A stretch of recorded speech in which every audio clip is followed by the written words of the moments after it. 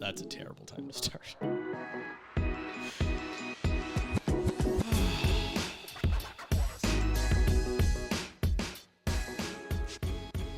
That was the first week we've taken off in Long time. 5 months. Got to build a backlog now.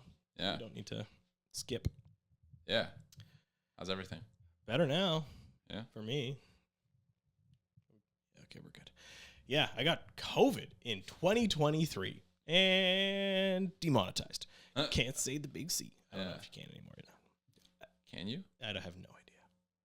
Does it really matter? No, not at all. Oh, God, I was thinking about it for a second. I was like, ooh, Yeah, maybe we shouldn't use it. And then realizing that no one's paying us for this. I was watching a comedian last night who was like putting his specials on YouTube. And he made a comment about like he would just, for the first like 30 seconds of any special clip, anything he was putting out, he would just have like just a conversation with the crowd and not say anything dumb, and then he would cut in and then just would go in like 31 seconds would just go full YouTube cancellation mode, and it doesn't matter because after 30 seconds the algorithm doesn't care. Yeah. They don't catch you. Yeah, that was Andrew Schultz, I think. He's like, after 30 seconds, I think say whatever he probably I want. figured it out from Andrew Schultz. This guy's Matt Rife. I don't know if you've seen his stuff. He's like, I think a couple of TikTok clips popped off lately. And I think that's how he's like risen so quickly. But he was on like Whitney's podcast, and he was did a podcast with Bert recently. Cool. He's funny. He's like absolutely hilarious guy. Laura and I will just watch his like clips at night. And Laura doesn't watch a ton of like stand up stuff, but he's like just a genuinely nice dude and also hilarious. His crowd work, incredible. That's his whole thing on like the TikTok stuff is all just like crowd work in a space. Nice. Speaking of comedians, I saw Trevor Noah today. Yeah, I missed that. That was kind of cool. How was that?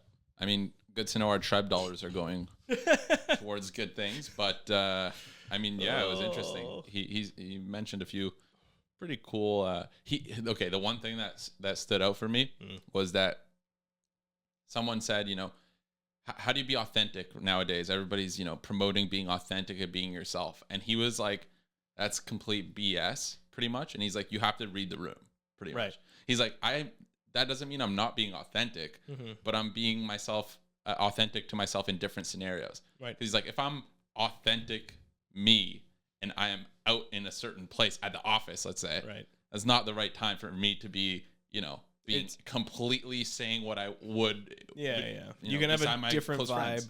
Friday night at home having a beer with your friends than you would have like Monday morning in the office. Exactly. Kind of thing. And he's like, it's very important. Yeah. To know that you can be authentic in both ways, but know that it requires a different sort of vibe from you. And it was refreshing hearing that, because nowadays it's like you speak about individualism and everybody wants to be like, I am me and this is how I feel about this certain situation that impacts me and I'm going to make a change, and my feelings are hurt, I feel this certain way. It's all about yourself, and less about the greater good of the people around you. Speak of it in a small sense, the close group around you, yourself, how it impacts you, my friends, my family, bigger circle, the city, the neighborhood, the city, the province, the country, the whole world. It's very different, and when you look at it at the bigger perspective and say, well, it doesn't matter how I feel, maybe it matters how we feel, and right.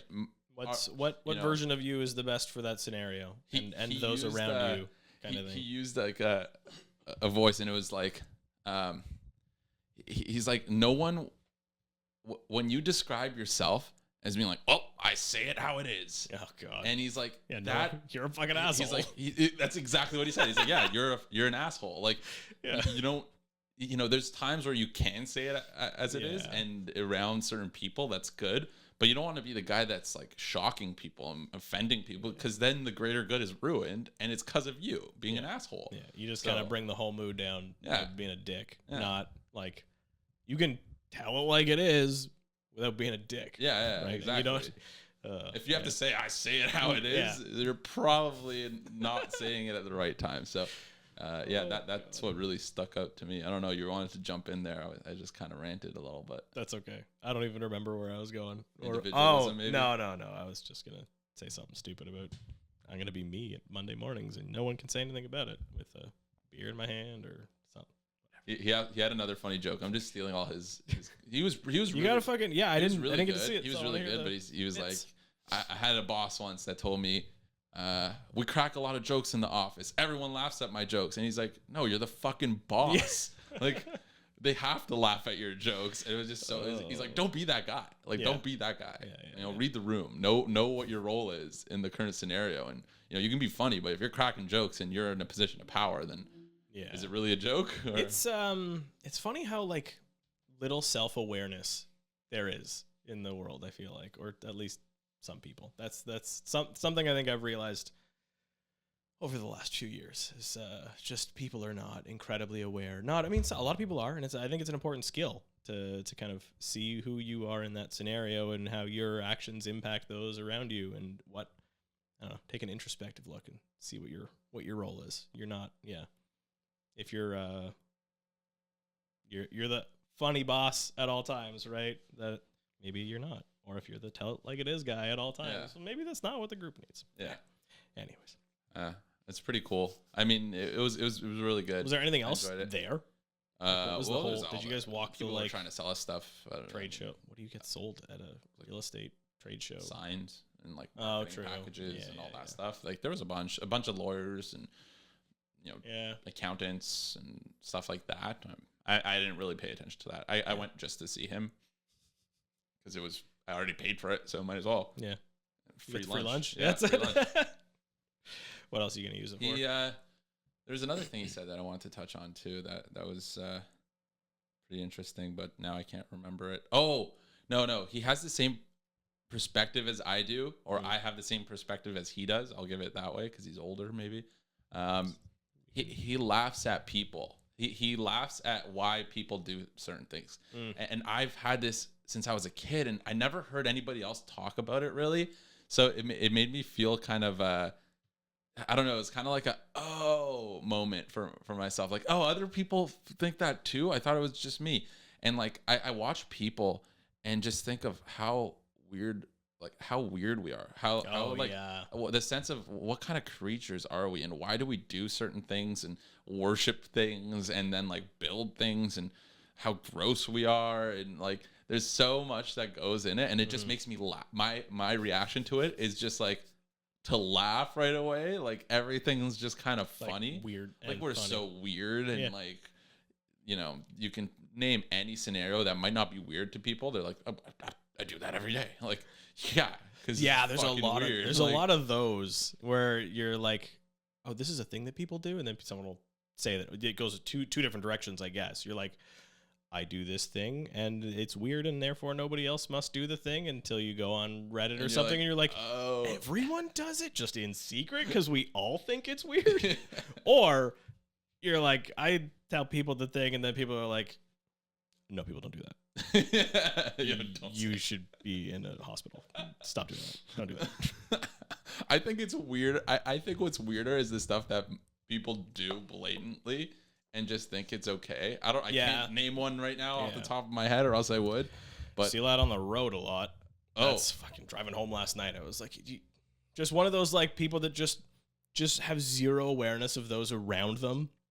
I'm gonna go cut left, but then my Google Maps says I got to cut right, so then I go into the left lane, but then I put my flicker on so I can go back into the right lane, and then I'm just going to cut you off, and just like I own the space. And like, do you think no one's watching you? Do you think we all don't think you're... Dude, what is that? Like, you're trying to cause an accident. You're not getting anywhere. You're just kind of crossing in between traffic, being annoying. Yeah. Like, no, what I feel... Here's a good example. Like a handshake. Like, shake my hand. Like, what do you do when you... No, stop. I'm uncomfortable. I met someone for the first time, right? Yeah. And I just look at you, and we just touch arms. Like that for me is hilarious. I honestly liked the COVID adaptation. It was much more chill. I like a good handshake, and there's something to it for sure, right? Yeah. It's just the weirdest thing for me. Like, and then we get deep on it. Nice to meet you, man. It tells you everything about a man on this first You stare in their eyes. Look down, you're a fucking Yeah, little beta. If you squeeze too hard, you're a dick. If you don't squeeze hard enough, Beta. It's just such a funny thing. Like for me, it's stuff like that. Like, oh my god. And then like you go for the handshake, and then they catch you weird, and you do one of these. Yeah. You're like, oh no, I am a beta. You just screw up a little bit. I think they need to bring back the like forearm grab. I was just thinking. Yeah, exactly like it's just full Spartan fucking.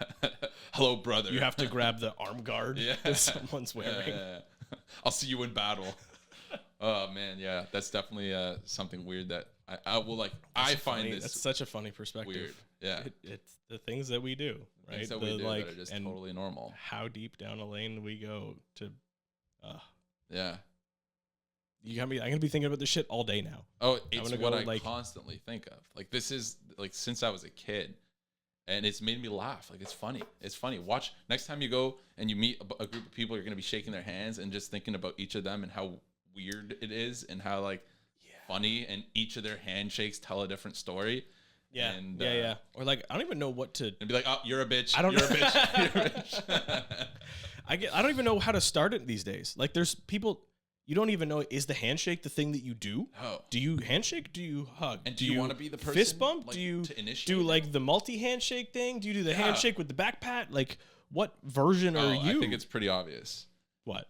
If it's like, you know. What, the back pat handshake thing? Any of them. Like the dabs up, you know? I'm not dabsing up like an accountant. Why not? Come on. Fucking they're going to be like, oh. This is awkward. or you do the which one are we fucking? I think you can't go first. That's my thing. Is wait and see how they approach them kind of open. Yeah. And see, and you know, I usually go fist bump now because I think it's just I lean towards. Quick I think I lean towards fist bump. You know, and then they go for a hug. If you see a big guy or you see, you know, there's a certain Republican characteristic. They come at you and you're like, hey, the guy, nice to meet you. Yeah, and he's like, I just tell it like it is. Yeah. Definitely doesn't drink any Budweiser or anything. Bud Light. Wait, whatever. It's the same. Anheuser-Busch. Fuck. Oh, man. That's a weird take. Anyways, new cups. So, well, are they? Oh, yeah, they're just printed. High quality stamp action. The stamps before weren't stamping. I blame Steven, but I don't know. I like a little character. Yeah, a little character. Exactly. A little rough around the edge. Just like I don't know. I think it's Steven's fault. Canceled. So what else he done recently? Started posting some new content. Some. It's good. I've seen gratitude. Yeah, you're gonna. Everyone gets a deal of the week. Wait, it's not a deal. Well, you've posted more than one deal of the week. Well, one was technically the deal of the year. That was a really good deal. Did it sell? No. Still available. Still available. Actually, I don't know. The offer date was yesterday, so so probably not. Maybe sold, but yeah, it's interesting.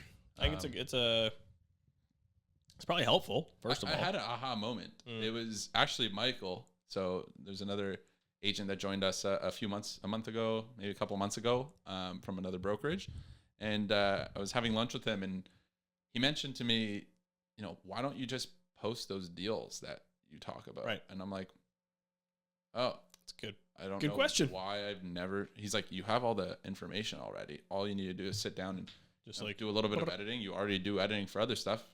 Just sit down, record it, and post it. And you know, who knows? And then he was telling me a story of someone he used to work with at the same brokerage, did it for a project, and it totally blew up. It was for a new build, a little different, right?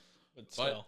Yeah, I've always kind of had that trouble with. I might seem like it. I might seem, you know, we joke around and whatever. I like to, I don't take myself too seriously, and like I'll play the villain and whatever it is. But I have a lot of trouble talking about this with people I know because I don't like being sold.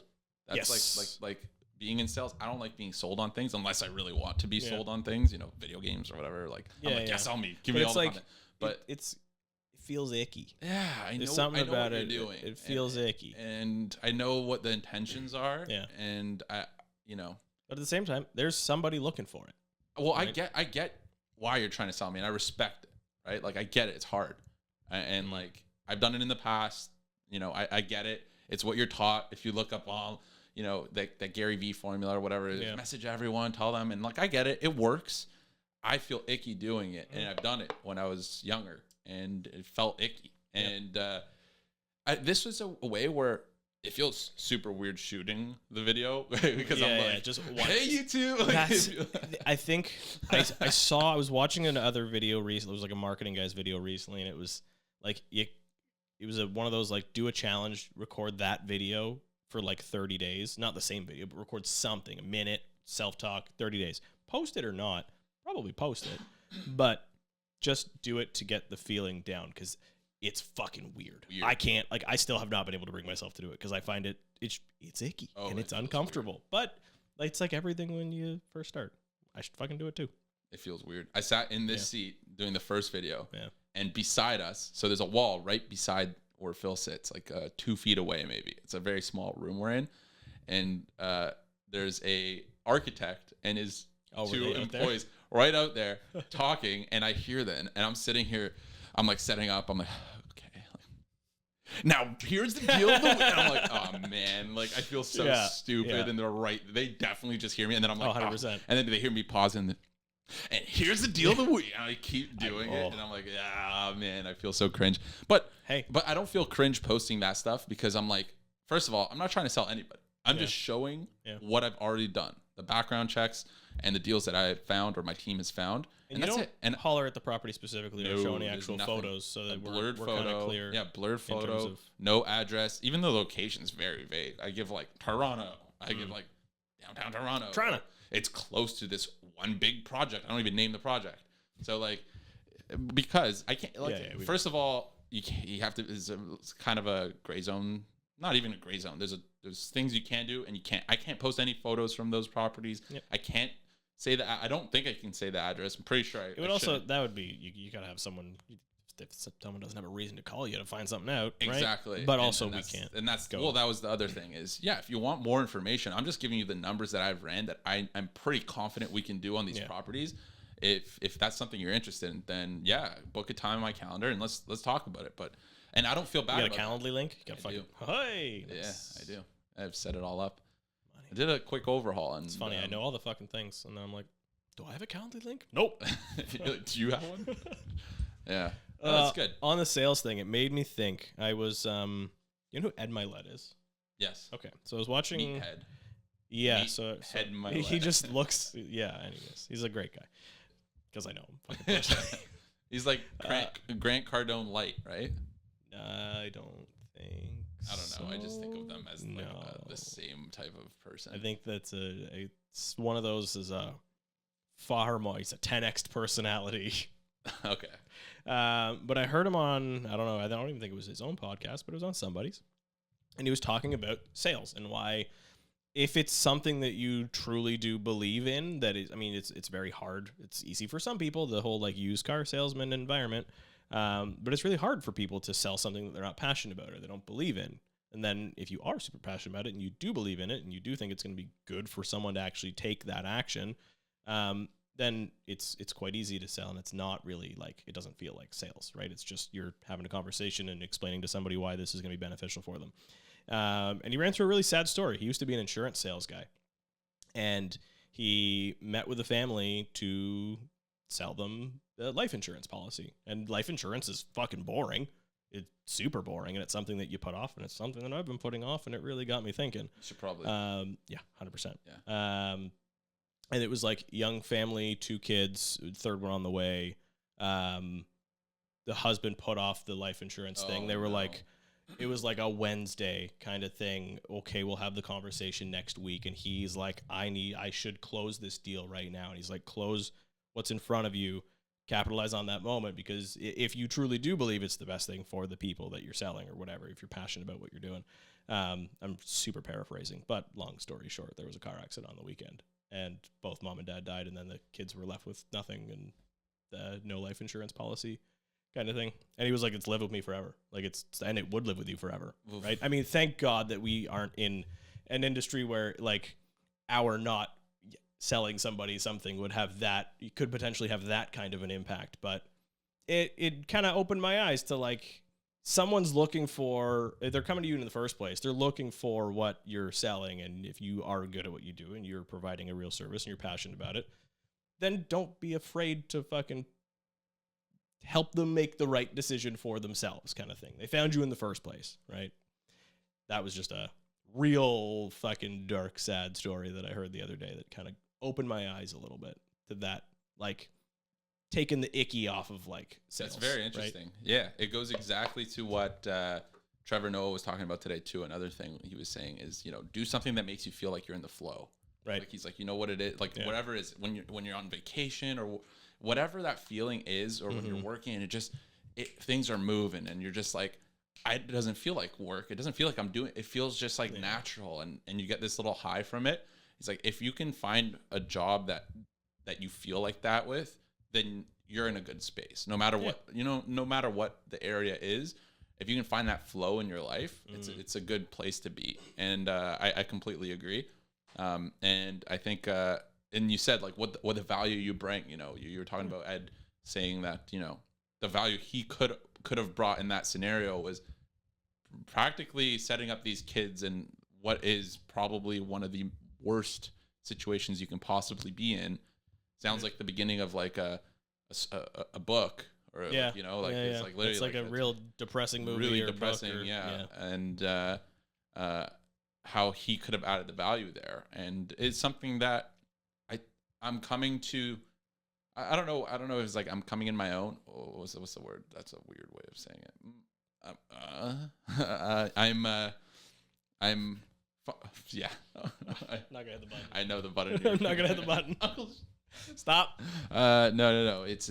I'm comfortable with the value that I bring, and I know what it is now. Yeah. And I'm okay sharing that. And the fact is that, you know, the content that I can produce going forward, it is very natural to what I do. It doesn't feel unnatural. Me making the prep for one of those little videos was already done. I just needed to write it down in words and then shoot it and record it. It's not like I'm forcing myself. I felt very forced in the last, 4 years now it's been of content creation, on and off. Obviously the first year and a half was a lot, and now the last like 8 months has been a lot, and in between that a lot of work was done. Not content creation work, other work, the grind, if you will. I've said that a lot lately. But I can never get myself to creating short videos. Yep. The only way I could was from a podcast, because it's clip like out of this. this. Just clip it. This is a very casual, natural conversation. Yes. You just take the chunks out of. Yeah. But sitting down and doing a 30-second video or a minute video, I could never do. It was just like, that's not me. That's like, I'm totally forcing this. Right? What we're doing right now is not forced at all for me. I feel natural doing this. Like, if we were doing it with the mics, we'd have probably the exact same conversation without them. Like, we would, exactly. You know what I mean? Like, it's a conversation. Like, we just have this conversation downstairs while working. Yeah. All we're doing is recording it. Yeah. I mean, maybe we'd be a little more focused on work if we were doing work, but yeah, like in general, this is it. So doing that video for me was Michael telling me that was the aha moment where I was like, oh, that's natural. Like, that's something that, that makes total sense. I'm not offending anybody. Well, maybe, but I'm not really offending anybody. If you are, then that's not on you. You're not exactly. saying anything I'm not doing offensive. No, I'm not giving away any real, solid information that is traceable. I'm giving things that I know to be true and sharing the value that I bring with everyone. And it's not me texting them, and it's not me aggressively. You don't have to watch. If you don't want to watch that video, just click off. Don't watch. I'm totally fine with that. If you do want to watch it, it's great. It's out there. You're going to learn, and you're going to find some good deals. And then, feel free to talk to me, but you don't have to. It's already there. I mean, it's all there, and watch if you want. If you don't watch. Pick 2 lanes of lead generation in terms of any sales, right? You're going to produce content, and then people are going to see the content, and they're going to reach out to you if they're interested. I mean, I'm sure there's many more lanes of lead generation, but I'm really summarizing here. Or you're going to go find the leads, which means you're going to go door knocking or cold calling or sending people mailers or that. I mean, which is loose content, but like junk mail. One of those 2 things has so much more negativity around it from the consumer perspective. And even from those doing it. I don't want to fucking go door knocking. No, Or I've like done it cold once. calling. Oh I've my done it God, once. it's the worst thing on the planet. I've never cold called. Have you? Not for real estate. Mm. I worked in a freight shipping broker situation for like 2 weeks when I was like 18. And it was the absolutely most soul crushing 2 weeks of my life. I worked for a collection company too, and they would call people for me. I didn't even have to do the calls, but it was cold, and it was like, hey, you owe us money. Also soul crushing. Terrible, terrible job. But paid good, and I was 18 months. But yeah, no, terrible. Can't do it. I have door knocked. Yes. Hate that. Oh, Not a terrible. not a big fan of that either. So therefore, content creation. That's the route, I guess, right? Or networking, I suppose. I mean, in sales, you learn rejection very well. You learn how to handle rejection very well because Still haven't figured that one out. no one's had a sales. Even if you're what was it, Jordan Belfort? Yeah. You've failed a lot more than you've succeeded, especially at the beginning, right? It's all a failure, and if it isn't, you're just all. Well, it's true. I ask myself this. It's a lesson. You probably ask yourself this, and anybody who's getting into real estate or any sales position, I mean, this kind of goes out to you as well. But really ask yourself, what value do you bring? Because I can answer that for you. It's nothing. You have hard work, and that's it. I'm talking about day one, right? Not day 60, not year one, not year two. Day one. You have absolutely zero value to bring to the table. Unless you have an extensive background of, I'm just starting in this position, but for the last 10 years, I was a surgeon, and now I'm going to, I was almost sales. like, yay, go me, because I had a background in not stuff, and then you said surgeon, and I was... Well, okay, no, but your background was applicable, so maybe it's not absolutely nothing, but it's very minimal still to the position that you're starting in, right? And especially the younger you are, you get... So I was very young when I got in. What value do I bring? I got a degree, but... Like, who cares? I think that goes to experience, though, too. You could have worked for 10 years in another field, and the experience might not be relevant to the new thing you're doing. Age, not applicable there, but there is a perception of age that is impacted. Yeah, and the experience is the big key factor, because especially with real estate, right? Let's bring real estate up. Why would I trust you, or 21-year-old, let's say, who just got their real estate license? Why would I trust you with the biggest decision of my life, right? Because that's what it is. And there's not many reasons to. And that's not a bad thing. 2022 February, and it doesn't matter who's selling the house, so fucking just go for it, bud. Listing on. Other than that, yeah, otherwise. Right? Like there's no real value that you bring at that point. But that's important to understand, because you have to gain that value. How are you gonna gain that value, right? And it's not going to be just waiting, because that's not going to gain any value. Not having any experience. I was in the position, and for the first 6 months, there was not much I could have done. I did a few leases here and there, but it was tough, right? Like, why would they trust me? And I asked myself that. So then I, hit the ground running and got a lot of experience and learned a lot and did a lot, and managed a lot of properties, closed a lot of leases, and then closed a lot of deals. Now I understand the value I bring. Yeah. And it makes sense. It's not me trying to figure it out, telling someone, I'm a realtor and I can do this. No, I've done this already. Yeah. I could help you. This is very second nature. It's I don't need to sell myself anymore. Yeah. I'm just talking about what I do, and that's it. So track record, you're in the same confidence is very, very much important. Track record. Well, track record and confidence kind of leads me to my next thing. What? Last week's deal for you. Yeah. that required a track record and confidence and interesting patience. Should I go all the way back? Well, let's just talk about the deal. Well, it was a big deal. It was it's been a while, so it was nice to break the ice with not something small. $3 million deal. It was an end user home, which is funny because it's not something that we do super frequently, right? End user is not like we usually look at investment properties, and $3 million might not be crazy if I was talking about a 6, 8, 10 unit building. Then that would kind of very much fit within our usual skill set and things. But once upon a time, I looked at luxury homes every now and again. This was an investor client, and I think this has happened to me twice now. The two largest deals that I've ever done both came from much, much, much smaller deals on the investment side. And it was working with that client and proving what I do well. And they have a level of trust built after the one transaction, right? And then we kind of go shopping for a personal thing in both of these scenarios. And they've obviously done fairly well for themselves. And there's just a different price point of what we were searching for, right? So big home, very close to a very nice, we're going to keep this very neutral, a very nice Toronto neighborhood. One of the most. I have watched the video. You have not watched the video. I opened the laptop because, again, I was sick for a couple of weeks. We did this deal. I think I was running myself into the ground a little bit, kind of leading up to this deal. So as soon as we had like a firm deal, the next couple of days later, I was sick and kind of out. But I hadn't opened my laptop in like 2 weeks. Just been working on my PC. I still do some, just not on the laptop. I sit back in the office, I think it was like yesterday, and I opened the laptop for the first time, and that video is just right up on the laptop. You're like, nice.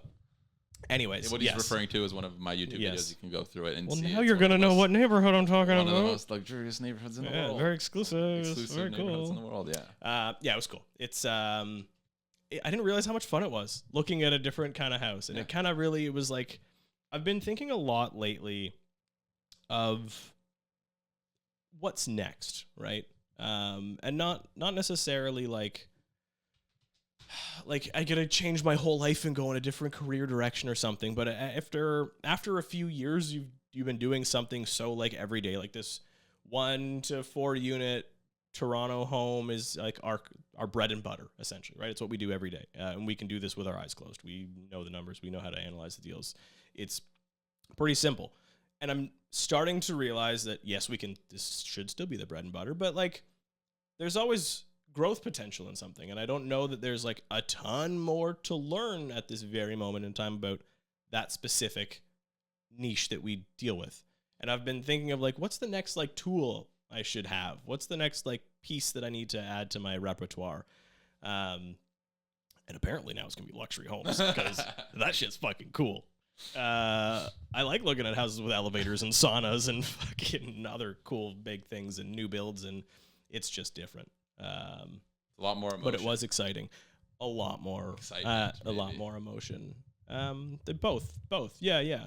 Like you don't see, it's a different look in someone's eye when they like walk through a home and they see their family living there and dying there. Like it's a different look in my eyes. Same. You know, you walk in and you're like, oh, I want to move here. 100%. Yeah, right? exactly. And then you get excited. Like, dude, that's why I went into real estate, right? It's that feeling of going into a house and being like, whoa, the flooring is just unbelievable. Like it's the smallest things. And to me, I'm like, I get excited, right? Look at this washroom. Wow. Like that's so nice. Yeah. And that's just what this master bedroom is 30 feet. What? Like I'm used to these 10 footers that I was, grew up in. And so that for me is that, and then that excitement radiates to the people around you. Right. Yeah, exactly. And it makes, it's a whole different type of game. Right? But I totally back you on that. I think luxury sales, or even take the term luxury out of it, because I heard Ryan Serhant call.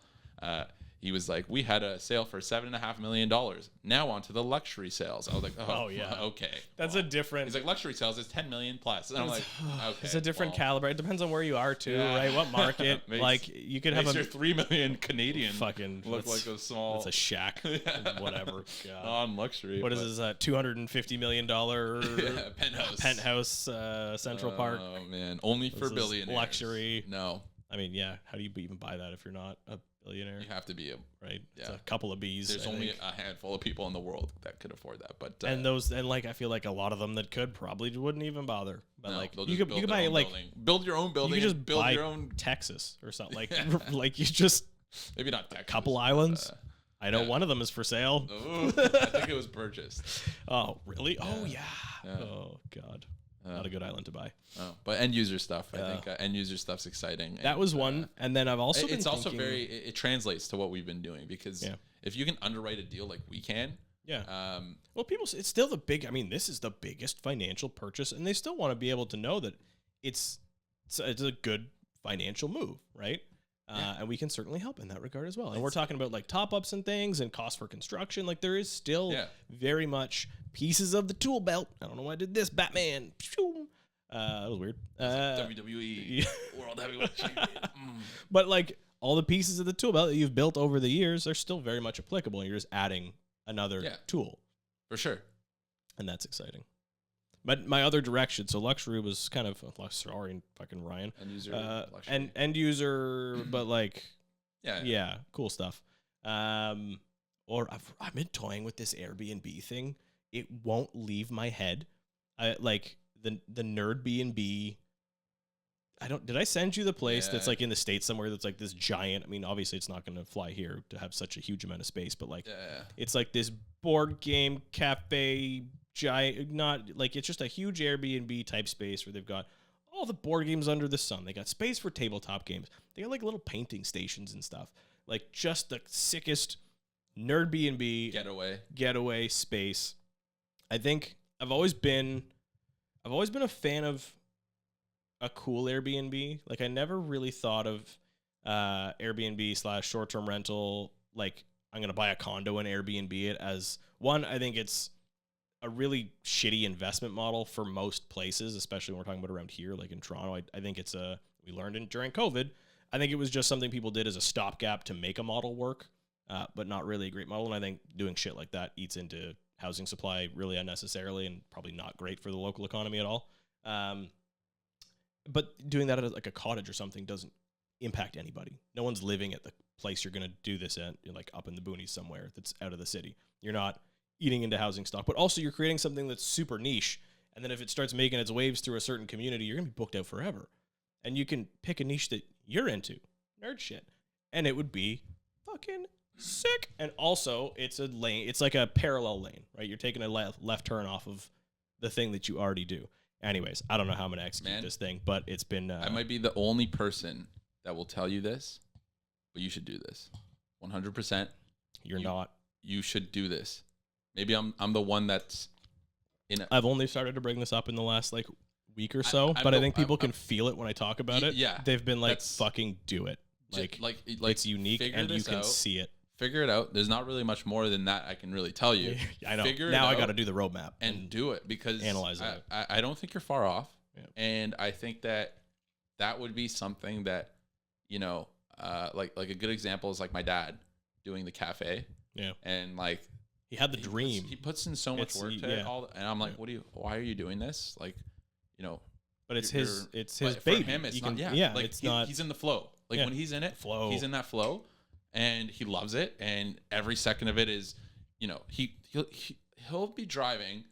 So I ran a half marathon. We didn't even talk about this, and I kind of messed up my leg. Next time we'll talk about your leg. But and he came to support me. It was great. And on the way back, right, I'm like dying at this point. I also ran it with like a strained MCL and like the guy I was doing showings with last night ran the same marathon. And, oh really? Yeah, talk about it later. Yeah. So we're driving back, and he's like, I was going to his house because it was like, you know, lunch on me, and that's like, and he's like, should we stop by the cafe first? Just this. I was like, no, are you kidding me? What are you talking about? Stop by the cafe. I'm in pain. Like I'm injured. Do they have ice? Can I get ice at the cafe? So like, but it goes to just show. This is what the passion is like. It emanates. It's there, and the purpose to like get up every day and do something is there. And I think I honestly will push you to say that you should put a timeline, whether it be 5 years, 3 years, 2 years, 1 year. And do it because I know there is a way that you can figure this out. 100%. 100%. Next episode, Phil starts.